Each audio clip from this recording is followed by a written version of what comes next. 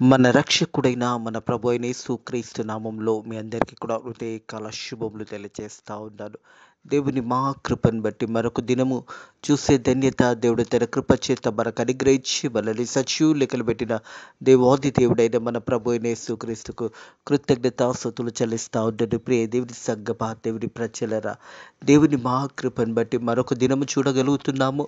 మరొక దినంలో మనం ప్రవేశించి ఉన్నామంటే అది కేవలము దేవుని ఉచితమైన కృప అనే సత్యాన్ని జ్ఞాపకము చేసుకొని దేవుని గణపరిచి దేవుని మహిమపరచాలని ప్రభు పేరిట తెలియజేస్తూ ఉన్నాడు. చాలా సందర్భంలో మనం ప్రార్థన చేసినప్పుడు దేవుడు మన ప్రార్థన ఎందుకు వింటలేడని చాలామంది వారి హృదయంలో ఇలా ప్రశ్నలు కలిగి ఉంటారు. అయ్యో, మేము ఎన్నోసార్లు దేవుని సన్నిధిలో ప్రార్థన చేస్తున్నాం, ఎందుకు దేవుడు మాకు జవాబు అనుగ్రహిస్తలేడు, ఎందుకు మా దేవాది దేవుడు మా ప్రార్థన ఆలకించలేడని చాలా సందర్భంలో మనకు కూడా చాలా సందేహాలు వస్తాయి. ప్రియ దేవుని సంగమా, దేవుని ప్రజలరా, మనం ప్రార్థన చేస్తున్నప్పుడు మన హృదయాన్ని మనం ఒకసారి పరిశోధించుకోవాలి, లేదా మన జీవితాన్ని ఒకసారి మనం పరిశోధించుకోవాలి. మనం ఎలా జీవిస్తున్నాము, ఎలా బ్రతుకుతున్నాము, ఈ లోకంలో మనం ఎలా జీవిస్తున్నామని మనల్ని మనం ఒకసారి ప్రశ్నించుకొని అప్పుడు మన ప్రార్థన ఎందుకు దేవుని సన్నిధికి చేరలేకపోతున్నదో మనల్ని మనం ఒక్కసారి చూసుకున్నట్టయితే మనలో ఉన్న పాపం కానీ, మనలో ఉన్న అపవాది క్రియలు కానీ, మనలో ఉన్న దుష్ట తలంపులు కానీ, మనలో ఉన్న అసూయ కానీ, మనలో ఉన్న కోపం కానీ, ఇవన్నీ మన హృదయాల్లో పెట్టుకొని దేవుని వైపు మనం చూసి ప్రార్థన చేసినప్పుడు కొన్ని సందర్భంలో దేవుడు మన ప్రార్థన వినడు అనే సత్యాన్ని జ్ఞాపకం చేసుకోవాలి. దానికి కారణం ఏంటంటే మనం పాపంలోనే జీవిస్తూ, పాపంలోనే బ్రతుకుతూ, అదే పాప రోత జీవితంలోనే జీవిస్తూ దేవుని వైపు మొరపెడుతున్నాము. కానీ అది యథార్థ హృదయంతో, సత్య హృదయంతో మొరపెడతలేము. హృదయానుసరంగా మనం మొరపెట్టకుండా కేవలము నోటి మట్టుకే మొరపెడుతూ దేవుడు నా ప్రార్థన ఎందుకు వింటలేడు, ఇన్ని సంవత్సరంలో నుంచి నేను ప్రార్థన చేస్తున్నాను, ఇన్నేళ్ల నుంచి నేను ప్రార్థన చేస్తున్నాను, నా ప్రార్థనకు దేవుడు ఎందుకు జవాబు అనుగ్రహించలేడని మనం తలంచినట్టయితే హృదయకాలం దేవుడు వాక్యం ద్వారా మనతో మాట్లాడబోతూ ఉంటాడు. యేసు ప్రభు దేవాది దేవుడు మన ప్రార్థన వినకపోవడానికి కారణం ఎవరు అంటే మనమే కారణమై ఉన్నాము అనే సత్యాన్ని జ్ఞాపకం చేసుకోవాలని ప్రభు పేరట తెలియజేస్తూ ఉన్నాను. హృదయకాలం యెషయా గ్రంథము 1వ అధ్యాయము 15వ వచనం నుంచి 20వ వచనం వరకు వాక్య భాగాన్ని ధ్యానించబోతా ఉన్నాము. యెషయా గ్రంథము 1వ అధ్యాయము 15వ వచనం నుంచి 20వ వచనం వరకు వాక్య భాగంని ధ్యానించబోతా ఉన్నాము. 15వ వచనం చూసినట్టయితే, మీరు మీ చేతులు చాపినప్పుడు మిమ్మల్ని చూడక నా కన్నులను కప్పుకుందును, మీరు బహుగా ప్రార్థన చేసినను నేను వినను, మీ చేతులు రక్తంతో నిండి ఉన్నాయి.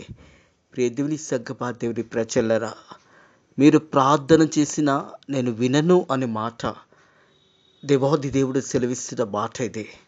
ఎందుకు అనగానే మనం పాపంలో బ్రతుకుతూనే, పాపంలోనే జీవిస్తూ, రోతకరమైన జీవితంలో మనం జీవిస్తున్న సమయంలో మనం దేవుని వైపు చూసి ప్రార్థన చేసినా కానీ మన హృదయం అన్నది సరి లేనప్పుడు ఆ ప్రార్థన విన్నపంలో దేవుని సన్నిధికి చేరపడవు అనే మాట జ్ఞాపకం చేస్తూ ఉన్నాడు. అందుకే అంటున్నాడు, మీరు మీ చేతులు చాపినప్పుడు మేము చూడక నా కన్నులను కప్పుకుందును, మీరు బహుగా ప్రార్థన చేసిన ఎడల, మీరు బహుగా ప్రార్థన చేసినా నేను వినను, మీ చేతులు రక్తంతో నిండి ఉన్నాయి అనే మాట జ్ఞాపకం చేస్తూ ఉన్నాడు. మనం చూసినట్టయితే యెషయా గ్రంథము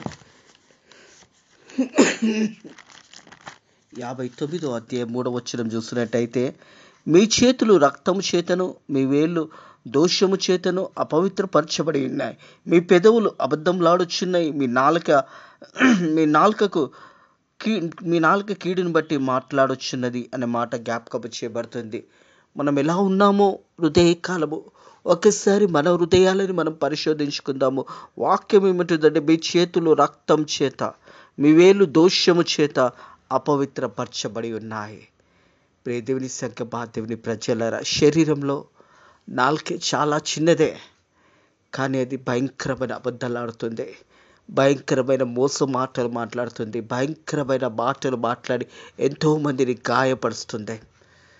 ఒక అడవి కాలబట్టడానికి, ఒక దేశము నాశనం కావడానికి కూడా నాలుకే కారణమవుతుంటుంది. నాలుకే కారణం అనే సత్యాన్ని జ్ఞాపకం చేసుకోవాలి. అందుకే అంటున్నాడు కదా, మీ పెదవులు అబద్ధములాడుచున్నాయి, మీ నాలుక కీడుని బట్టి మాట్లాడుచున్నాయి.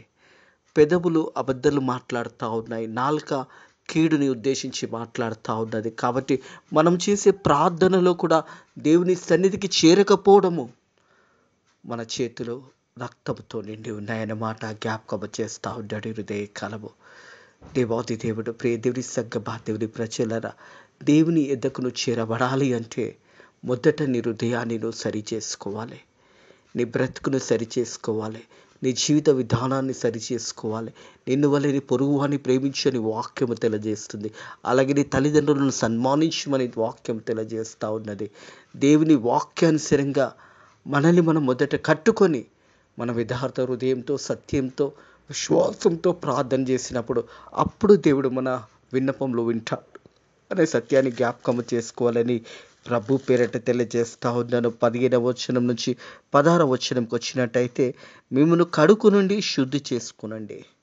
మిమ్మల్ని కడుక్కునండి, శుద్ధి చేసుకునండి. ఎందుకంటే మన పాపంలో నుంచి విడిపించబడాలి అంటే యేసయ్య రక్తంలోనే మన పాపంలో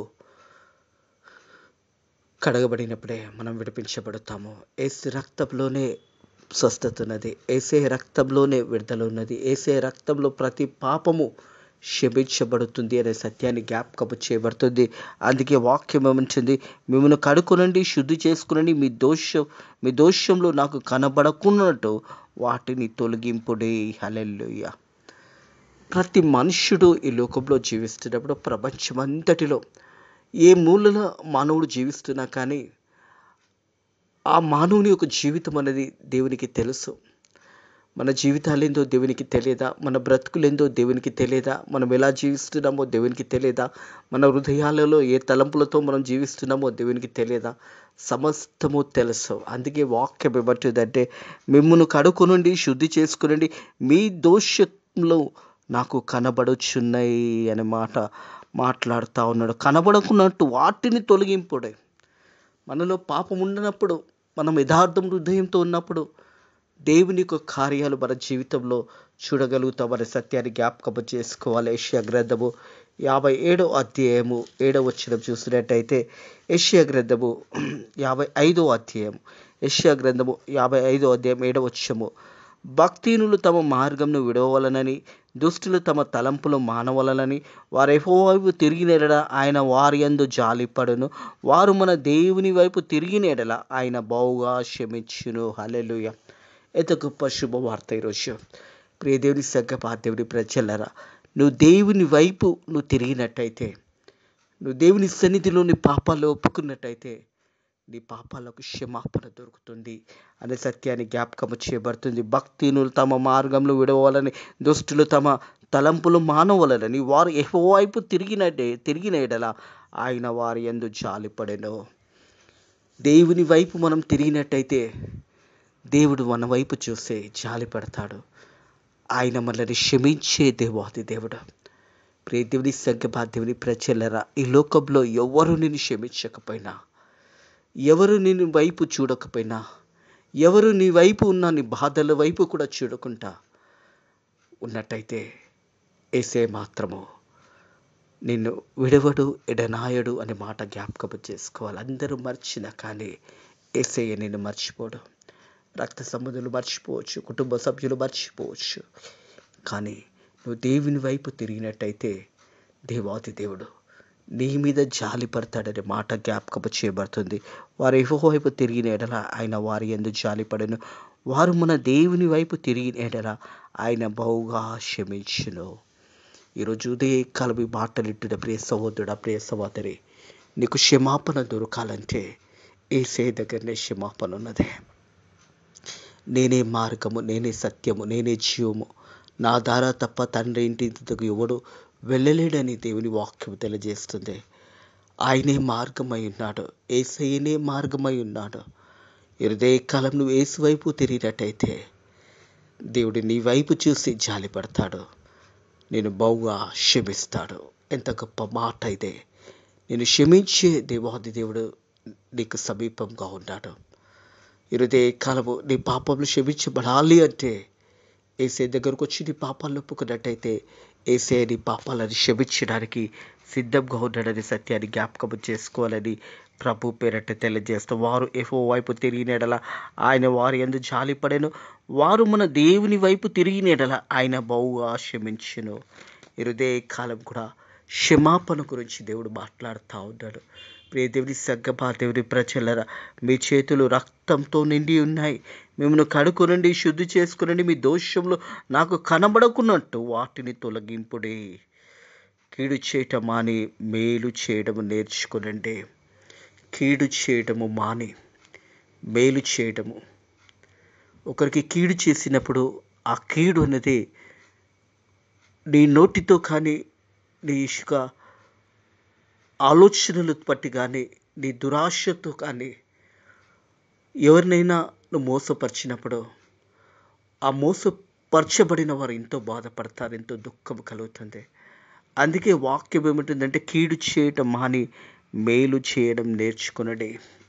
మేలు చేయడము, ఇతరులకు సాయం చేయడము, ఇతరులను బలపరచడము, ఆకలిగా ఉన్నవారికి ఆహారం పెట్టడము, ఏదైనా అవసరతలతో మన దగ్గరకు వచ్చినప్పుడు మన తోచిన సహాయం చేయడము, ఇవన్నీ కూడా మన ఆత్మీయ జీవితంలో ఎంతో మంచి మార్గాలను మనం ఎన్నుకున్నప్పుడు, మనం ఇతర పట్ల సహాయం చేయడానికి దేవుడు మనకు అవకాశం ఇచ్చినప్పుడు మనము సహాయం చేసే బిడ్డలుగా ఉండాలనే సత్యాన్ని జ్ఞాపకం చేసుకోవాలి. కీడు చేయడం మానుడి, మేలు చేయడం నేర్చుకోండి.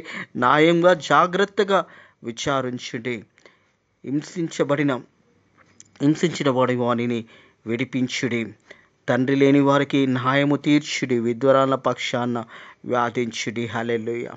తండ్రి లేని బిడ్డలకు, అనాథ బిడ్డలకు సాయం చేయడం, అలాగే విద్వరాన్లకు మన వంతు సాయం చేయడం నేర్చుకోవాలి. ప్రియ దేవుని సంగమా, దేవుని ప్రజలరా, ఆకలి దప్పులతో ఉన్నవారు, మరెంతో అవసరతలు ఉన్నవారికి సహాయం చేయడం నేర్చుకోవాలనే సత్యాన్ని జ్ఞాపకం చేసుకోవాలి. కీర్తనలు 82వ కీర్తన 3వ వచనం చూసినట్టయితే, పేదలకు, తల్లిదండ్రులు లేని వారికి న్యాయం తీర్చుడి. శ్రమగల వారికి, దీనులకు న్యాయం తీర్చుడి. హల్లెలూయా. మనం న్యాయంగా, యథార్థంగా వారి పక్షాన నిలబడి వారి కొరకు మనము న్యాయ పోరాటం చేయటం ఎంతో మంచిది అనే సత్యాన్ని జ్ఞాపకం చేసుకోవాలి. పేదలకు, తల్లిదండ్రులు లేని వారికి న్యాయం తీర్చుడి. శ్రమగల వారికి, దీనులకు న్యాయం తీర్చుడే. యథార్థంగా, సత్యంగా జీవించడం నేర్చుకొని ఇతరులకు మనము సాయం చేసే బిడ్డలుగా ఉండాలని ప్రభు పేరట తెలియజేస్తూ ఉంటాడు. కీడు చేయటం మాని మేలు చేయడం నేర్చుకునండి. న్యాయంగా జాగ్రత్తగా విచారించుడి. హింసించబడిన వారిని విడిపించుడి. తండ్రి లేని వారికి న్యాయం తీర్చుడి. విద్వరాల పక్షాన వ్యాధించుడి. యెహోవా మాట సెలవిచ్చుచున్నాడు, రండి మన వివాదము తీర్చుకుందాము. దేవుడు సెలవిస్తున్నాడు. ఏ భేదం లేదు. అందరూ పాపం చేసి దేవుడు అనుగ్రహించిన మహిమను ఎవరు కూడా పొందలేకపోతున్నారు. అందరము పాపులమే. కానీ మన పాపములకు విమోచకుడైన మన ప్రభు అయిన యేసుక్రీస్తు ఆ కల్వరి సిలువలో ఆ వెలంతా కూడా మన కొరకు చెల్లించేశాడు. మనం కట్టవలసిన వెల యేసయ్య ఒకేసారి ఆ వెల అందరి కొరకు చెల్లించున్నాడు. ఈరోజు మనం విడిపించబడి ఉన్నాము. మనం చేయవలసింది ఒకటి, మన పాపములను మనం కడుక్కోవాలి. యేసు రక్తంలో మన పాపములు మనం కడగబడినప్పుడు మనం విమోచించబడతామనే సత్యాన్ని జ్ఞాపకం చేసుకోవాలని ప్రభు పేరట తెలియజేస్తే యెహోవా ఈ మాట సెలవిచ్చుచున్నాడు, రండి మీ వివాదం తీర్చుకొని మీ పాపంలో రక్తం వల్ల ఎర్రైన అవి ఇమము వల్లే తెల్లబడును. ప్రియ దేవుని సంగమా, దేవుని ప్రజలరా, పాపమంతా కూడా కడగబడినప్పుడు, మన హృదయాలు శుద్ధి చేసుకున్నప్పుడు, మన హృదయంలో యేసయ్యకు స్థానం ఇచ్చినప్పుడు మన జీవితాలు సమృద్ధిగా, ఆశీర్వాదకరంగా, దీవెనకరంగా ఉంటాయనే సత్యాన్ని జ్ఞాపకం చేసుకోవాలి. దేవుని ఆశీర్వాదాలు మనం ఎప్పుడు పొందుకుంటాము అంటే, మనము హృదయ శుద్ధి గలవారు దేవుని చూచెదరు అని కొండ మీద ప్రసంగంలో యేసు ప్రభు జ్ఞాపకం చేశాడు. హృదయ శుద్ధి గలవారు దేవుని చూచెదరు. మన హృదయం శుద్ధిగా ఉన్నప్పుడు, మన హృదయంలో ఏ పాపం లేనప్పుడు, మన హృదయంలోకి యేసయ్యకు చోటిచ్చినప్పుడు ప్రతిరోజు మనం యేసయ్యను చూడగలుగుతాము అనే సత్యాన్ని జ్ఞాపకం చేసుకోవాలని ప్రభు పేరట తెలియజేస్తా ఉన్నాడు. యెహోవా మాట సెలవిచ్చుచున్నాడు, రండి మన వివాహం తీసుకో, మీ పాపంలో రక్తం వల్ల ఎర్రవైనాయి, అవి యువము వల్ల తెల్లబడిన. ప్రియ దేవుని సంగమా, దేవుని ప్రజల కంపుల వల్ల ఎర్రవైన అవి గుర్రబొచ్చు వలె తెల్లవవును. పాపంలో క్షమించబడాలి అంటే యేసయ్య రక్తమే మన పాపాలను క్షమిస్తుంది. ప్రతి ఒక్కరి పాపము క్షమించబడాలి అంటే వారు యేసయ్య దగ్గరకు వచ్చి యేసయ్యను వేడుకున్నప్పుడు, అయ్యా నేను పాపిని ప్రభువా, నా పాపంలోని క్షమించి యేసయ్యా, ఇక మీదట నేను ఎన్నడూ కూడా పాపము చేయను, ఇక మీదట నీ బిడ్డగా జీవిస్తాను, యేసయ్య నీ రక్తంలో నా పాపంలో కడిగిని నువ్వు ప్రార్థన చేసినప్పుడు యేసయ్య నీ పాపాలన్నీ కూడా క్షమించడానికి ఈరోజు కూడా, ఈ సమయంలో కూడా, ఈ గడియలో కూడా తండ్రి కుడి పార్శ్వంలో కూర్చొని 2 చేతులు నీ వైపు చాపే, నా కుమారుడా, నా కుమార్తె తిరిగి నా దగ్గరికి రా అని పిలుస్తూ ఉంటాడు. ప్రియ దేవుని సంగమా, దేవుని ప్రజలరా, మన పాపంలో కడగబడాలి. యేసయ్య రక్తంలో మన పాపాలు కడగబడినప్పుడు మనం నూతన జీవితం కలిగి జీవించగలుగుతాము. ఒకవేళ యేసయ్యకు లోబడి నీ పాపాలు హృదయకాలం యేసయ్య దగ్గర వేడుకున్నట్టయితే నీకు గొప్ప రక్షణ అనుగ్రహించడానికి యేసయ్య సిద్ధంగా ఉన్నాడు. మీరు సమ్మతించి నా మాట వినేలా మీరు భూమి యొక్క మంచి పదార్థాలు అనుభవించెదరు. హల్లెలూయా. హృదయ కాలము యేసయ్య మాట విని మనము మన జీవితాలు యేసయ్య దగ్గరకు వచ్చి మన జీవితాలు ఇక మీదట యేసయ్య నీ కొరకు మేము సాక్షులుగా జీవిస్తాము, మీ కొరకు నీ సువార్త కొరకు మేము ప్రయాణం చేస్తాము, మేము వెళ్ళలేకపోతే వెళ్ళే వాళ్ళని పంపుతామని ఒక మంచి తీర్మానము నువ్వు తీసుకున్నట్టయితే వాక్యం అంటుంది, మీరు సమ్మతించి నా మాట వినేలా మీరు భూమి మీద మంచి పదార్థాలు అనుభవించెదరు. మంచి పదార్థాలు, దేవుడిచ్చే ఆశీర్వాదాలు, దేవుడిచ్చే కృప సత్యములను మనం అనుసరించి దేవుడిచ్చే కృప వరాలను కూడా మనం పొందుకుంటాము. ఎప్పుడు అంటే మనం దేవుని మాట విన్నప్పుడు మంచి పదార్థాలు మీరు అనుభవిస్తారు. ఒకవేళ మీరు దేవుని మాట వినకపోతే ఏమవుతుందో కూడా చూస్తాము. 20వ వచనము, సమతింపక తిరగబడిన ఎడల నిశ్చయంగా మీరు ఖడ్గం పాలవుదురు. యెహోవా ఇలాగ సెలవిచ్చుచున్నాడు, నిత్యంగా మీరు ఖడ్గము పాలవుతారు. పాపం వల్ల వచ్చే జీతము మరణము. పాపంలో చనిపోతే, పాపంలో నుంచి ఈ లోకం నుంచి నువ్వు వెళ్ళిపోతే నిత్య నరకానికి వెళ్ళిపోతావు. అగ్ని ఆరదు, పురుగు చావదు. అలాంటి భయంకరమైన స్థితిలో నువ్వు వెళ్ళిపోతావు. అందుకే వాక్యం అంటుంది, సమ్మతింపక తిరగబడిన ఎడల నిశ్చయంగా మీరు ఖడ్గము పాలవుదురు. యెహోవా ఇలాగా సెలవిచ్చుచున్నాడు. దేవుడే ఈ మాట సెలవిస్తున్నాడు. నమ్మినెడల దేవుని మహిమను చూడగలుగుతావు. నువ్వు నమ్మినెడల దేవుని దీవెనలు ఆశీర్వాదాలు పొందుకుంటావు. నువ్వు నమ్మినెడల దేవుడు నీకును నీ కుటుంబంలో దీవిస్తాడు, ఆశీర్వదిస్తాడు. మంచి పదార్థాలు దేవుడు నీకు ఆహారంగా ఇస్తాడు. ఒకవేళ నువ్వు నమ్మని ఎడల, నువ్వు సమ్మతింపక తిరగబడిన ఎడల నిశ్చయంగా మీరు ఖడ్గం పాలవుదురు. యెహోవా ఇలాగా సెలవిస్తున్నాడు, ఖడ్గము పాలవుతారు. ఇది అనుకూల సమయము, ఇది మంచి సమయము, ఇది రక్షణ సమయము. ఈ సమయము దాటిపోతే మరలా తిరిగి రాదన్నా. ఈ సమయం అనేది మంచి సమయము, ఇది అనుకూల సమయము, ఇది రక్షణ సమయము. ఒకవేళ ఇంకా ఆలస్యం చేయక, గడిచిన దినాలు, గడిచిన సంవత్సరంలో ఇంకా నువ్వు రక్షణ పొందుకోకుండా ఇంకా నువ్వు నిర్లక్ష్యం చేస్తే ఎంతసేపు మనం ఈ లోకంలో ఉంటామో తెలియదు, ఎప్పుడు పిలుపు వస్తుందో తెలియదు. ఆ గడియ రాకముందే నీ జీవితాన్ని నువ్వు కట్టుకో. నీ ప్రార్థన విన్నపంలో దేవుని సన్నిధికి చేరకపోవడానికి కారణం ఏంటంటే, మీరు మీ చేతులు చాపినప్పుడు మిమ్మల్ని చూడక నా కన్నులు కప్పుకుందును, మీరు బావుగా ప్రార్థన చేసిన నేను వినను. మీ చేతులు రక్తంతో నిన్న మిమ్మల్ని కడుకొనండి, శుద్ధి చేసుకుని మీ యొక్క దోషములు నాకు కనబడకున్నట్టు వాటిని తొలగింపుడే.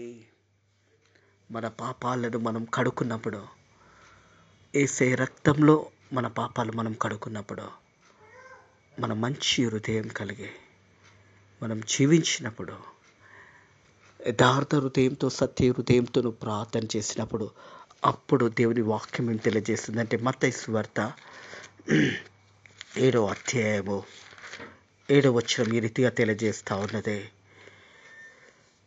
అడుగుడి మీకు ఇవ్వబడుడి, వెతుకుడి మీకు దొరుకును, తట్టుడి మీకు తీయబడును. అడుగు ప్రతివాడు పొందును, వెతుకువానికి దొరుకును, తట్టువానికి తీయబడును. హల్లెలూయా. ఇది ఎప్పుడు నీకు దొరుకుతుంది అంటే నీ హృదయ మార్పిడి జరిగినప్పుడు, నీ హృదయంలో యేసయ్యకు చోటిచ్చినప్పుడు, వాక్యానుసారంగా నువ్వు జీవించినప్పుడు నీ జీవితంలో దేవుడు గొప్ప కార్యాలు జరిగిస్తాడు. అట్టి కృప మీ అందరికీ దేవుడు అనుగ్రహిస్తూ ఉంటాడు. ఇది అనుకూల సమయము, ఇది మంచి సమయము, ఇది రక్షణ సమయము అన్నా. ఈ రక్షణ సమయం పోతే మరలా తిరిగి రాదన్నా. ప్రియ కుమారుడా, ప్రియ కుమార్తె, ఇదే రక్షణ సమయము, ఇదే రక్షణ సమయము. ఇది నీ జీవితాన్ని మార్చుకునే సమయము, ఇది అనుకూల సమయము. యేసే దగ్గరకు వచ్చి మన పాపంలో ఒప్పుకుంటే ఆయన మన పాపంలను క్షమించడానికి సిద్ధంగా ఉన్నాడు. రండి, మీ చేతులు కడుకొనండి, అవి రక్తముతో నిండి ఉన్నాయి. మీరు బహుగా కడగబడాలి. మీ పాపంలో హిమము కంటే తెల్లగా కడగబడాలి. అప్పుడు మన పాపాలు కడగబడినప్పుడు మనం యేసయ్య బిడ్డలుగా ఈ లోకంలో జీవించినప్పుడు, యేసయ్య కొరకు సాక్షులుగా మనం జీవించినప్పుడు మన ప్రార్థనకు దేవుడు జవాబు అనుగ్రహిస్తాడు. మనల్ని, మన బిడ్డలను దేవుడు దీవిస్తాడు, ఆశీర్వదిస్తాడు. అట్టి కృప మీ అందరికీ అనుగ్రహించును గాక, మిమ్మల్ని బలపరచును గాక, మిమ్మల్ని ధైర్యపరచును గాక. మీ సమస్యల నుంచి, మీ కష్టాల నుంచి దేవుడు మీకు విడుదల దయచేయును గాక. నజరేయుడైన యేసు నామములో ప్రతి అనారోగ్యము కొట్టివేయబడును గాక. దేవుడు మీ అందరినీ కూడా సమృద్ధిగా దీవించి, ఆశీర్వదించి, బలపరిచి, ధైర్యపరిచి ముందుకు నడిపించును గాక. ఆమేన్. ప్రార్థన చేసుకుందాము. పరిశుద్ధుడా దేవా, నీకు వందనములు, స్తోత్రములు తండ్రి. హృదయ కాలము మా జీవితాలు నాయనా మాకు చూపిస్తూ మాతో మాట్లాడిన దేవా, నీకు వందనములు, స్తోత్రములు తండ్రి. నీ వాక్యాన్ని విని అంగీకరించినట్టయితే మంచి పదార్థాలు మీరు భుజించుతారు అనే మాట చేత మనల్ని బలపరిచిన దేవా, నీకు వందనములు, స్తోత్రములు చెల్లిస్తున్నాను తండ్రి. ప్రభా, నీ వాక్యానుసారంగా మనల్ని మేము కట్టుకొని వాక్యానుసారంగా జీవించడానికి నీ కృప ద్వారా సాయం చేయండి యేసయ్యా. మరి వాక్యం విన్న బిడ్డలు కూడా నాయనా ప్రభా ఇంకా ఆలస్యం చేయకుండా నాయనా, ఎవరైతే పాపంతో ఉన్నారో, ఎవరైతే పాపం బ్రతుకులో జీవిస్తున్నారో వారు తిరిగి నీ వైపు నడిచి నాయనా వారి పాపంలో ఒప్పుకున్నట్టయితే వారి పాపాలు క్షమించడానికి యేసయ్యా మీరు సిద్ధంగా ఉండి తండ్రి వారి కొరకు ఎదురు చూస్తుండగా నాయనా ప్రభు వారందరూ కూడా నీ వైపు రావడానికి సాయం చేయమని, అలాగే వాక్యం విన్న బిడ్డలు కూడా వాక్యానుసారంగా జీవించడానికి నీ కృప ద్వారా సాయం చేయండి. ఈ రోజంతా కూడా నేను మనల్ని బలపరిచి మాకు తోడుగా ఉండి మనల్ని నడిపించమని నజరేయుడైన యేసు క్రీస్తు నామములో ఈ ప్రార్థన అడిగి వేడుకుంటున్నాము తండ్రి. ఆమేన్. మన ప్రభు అయిన యేసు క్రీస్తు ఒక కృప, సకల ఆశీర్వాదాలు, సకల దీవెనలు మీకును మీ కుటుంబంలో ఎప్పుడు ఎల్లప్పుడూ సదాకాలము తోడై నీడై ఉండును గాక. ఆమేన్.